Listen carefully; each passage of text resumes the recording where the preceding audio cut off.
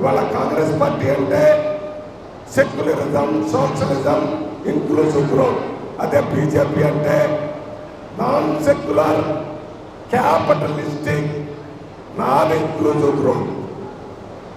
రేపు ప్రభుత్వం బీజేపీ వస్తే భారతదేశంలో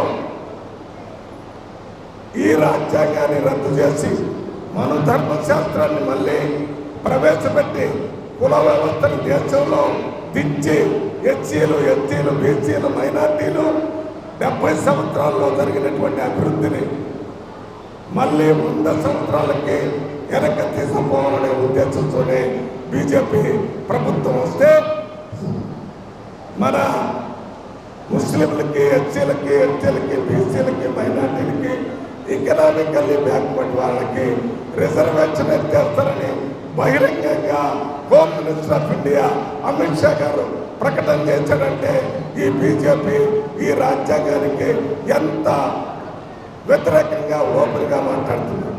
ఒక పక్కన మోడీ గారు చెప్తున్నాడు రాజ్యాంగం మీద మాకు గౌరవం ఉంది, ఇంకొక పక్కన అమిత్ షా రద్దు చేస్తారని చెప్తున్నాడు. ఇది ఈ సంధికాలంలో మనమందరం ఏకమై బ్యాలెట్ పోరాటం చేస్తే తప్ప ఈ ప్రభుత్వాన్ని గద్దెదించేటటువంటి అవకాశం లేదు.